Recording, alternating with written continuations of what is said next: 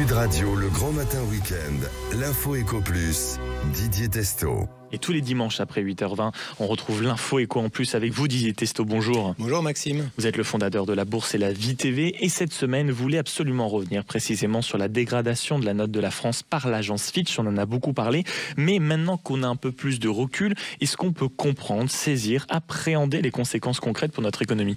Alors il faut le dire tout de suite, contrairement à ce qui a pu être glissé, suggéré ici et là dans des commentaires alarmistes, l'apocalypse n'est pas venu, la France n'est pas la Grèce, ceux qui ont joué sur la peur ont perdu. Alors leurs vidéos ont fait beaucoup de vues, mais leurs analyses sont à ce jour bidons parce que oui, Fitch a bien dégradé d'une mesure la note de la France, passant de 2 à- à A+, avec des perspectives stables. Elle a surtout expliqué son point de vue. Très intéressant. Elle doute de la possibilité de stabiliser les finances publiques à court et moyen terme. L'objectif pour elle de 3% de déficit en 2029 lui paraît illusoire.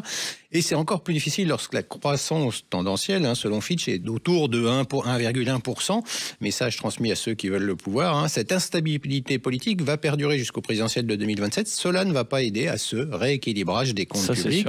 En gros, aucun candidat potentiel n'a intérêt à améliorer les choses côté dette et dépenses publiques. Vous êtes prévenus. Alors, un point positif, l'agence note la solidité et la grande diversité de l'économie française. Mais dans ce que vous dites, mon cher Didier, il y a quand même un point qui est à noter, c'est que de grandes entreprises, actuellement, se financent beaucoup mieux que l'État lui-même. Comment c'est possible ? Alors, c'est environ 70 même, on peut même dire 70 grands groupes européens, dont AXA, l'assureur, ils s'endettent moins cher que l'État depuis plusieurs semaines, et bien du fait de la hausse des taux d'intérêt auxquels s'endette l'État français, puisque je viens de le dire, avec cette incapacité collective, on pourrait dire, à réduire le déficit budgétaire, un niveau qui assure la soutenabilité de la dette de notre pays, et bien cela inquiète des investisseurs. Alors même si, on peut le dire, la liquidité liée au fait que c'est l'État français qui met des obligations est un atout, eh bien des entreprises en ont moins, mais c'est un changement notable. Il faut dire, en général, ce type de situation n'arrive que dans les pays émergents, dont les finances sont dégradées, mais pas dans les grands pays.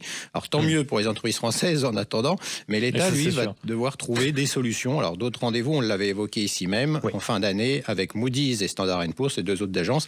Le sujet politique, lui, reste entier et c'est à risque pour notre économie. En parlant de l'économie, il y a un débat qui n'arrête pas de revenir actuellement sur le devant de la table et au centre de toutes les idées un peu farfelues pour rééquilibrer le budget, c'est la fameuse taxe proposée par l'économiste Gabriel Zucman. Oui, alors, première chose, il estime déjà que la France n'est pas endettée face au reste du monde. Alors, il faudrait qu'il nous explique comment 53% de notre dette détenue par des créanciers non-résidents, c'est pas le reste du monde. Qu'est-ce que c'est alors ? Et puis, depuis 2017, on sait que la France est le pays qui s'endette le plus en Europe, avec un déficit public le plus élevé de la zone euro, et elle emprunte au même taux aujourd'hui que l'Italie. Alors, on voit Gabriel Zucman matin, midi et soir. Alors, c'est un économiste, entre guillemets, qui a été refusé pour son poste qu'il devait occuper à Harvard en raison de son manque de rigueur scientifique dans ses travaux, manipulation de certains chiffres, pourrait faire correspondre à ce qu'il voulait démontrer. Ça nous rappelle un certain monsieur Piketty. Et il vient de répondre à Arthur Mensch, qui est le cofondateur de l'Icon Mistral, qui avait été valorisé à quoi, 14 milliards, je crois. C'est ça, et qui avait été invité à s'exprimer aux 20h de France 2, et puis pour l'anecdote, obligé de mettre une cravate à cette occasion, alors qu'il n'en met pas. Dans les licornes, on en met peu. Alors il dit, contrairement à ce que disait Zucman, au lieu de payer en cash, vous transfériez 2% de vos actions, 0,2% du capital de Mistral à la puissance publique. Si Mistral ne fait pas de bénéfices pendant 10 ans, votre part au capital d'entreprise s'établirait à l'issue de la décennie à 8%, tandis que la part de la puissance publique monterait de 2%, dit Zucman. Donc en gros, en France, vous créez votre boîte avec votre savoir-faire, vos idées, vous la développez. Puis à un moment donné, l'État récupère vos actions. Ça s'appelle du socialisme, du collectivisme. Vous avez vu ce qu'a dit le président de la BP. Il a fait cette idée, c'est du communisme à l'état pur. Là, on est complètement dans ce cas-là. C'est-à-dire que comment l'État gère ses participations ou actifs, en plus, c'est plus que risqué. Et puis on sait que sur des startups, il peut y avoir quand même un certain nombre d'échecs.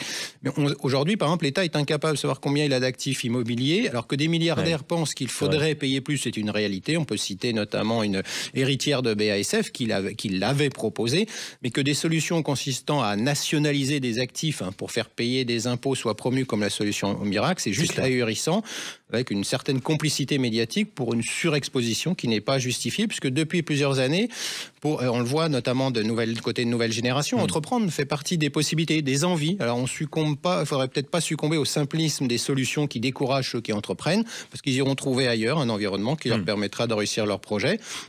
On devrait parler en revanche de productivité, de travail, de compétitivité de nos entreprises, les PME et les ETI, et même le CAC 40 par rapport aux Allemandes, avec le fameux impôt de production que les Allemands n'ont pas, et l'investissement pour créer de l'emploi en France. La réindustrialisation est un vrai sujet. Et le groupe Michelin a répondu cette semaine à une émission complément d'enquête, et il nous dit, en France, les activités industrielles du groupe sont déficitaires.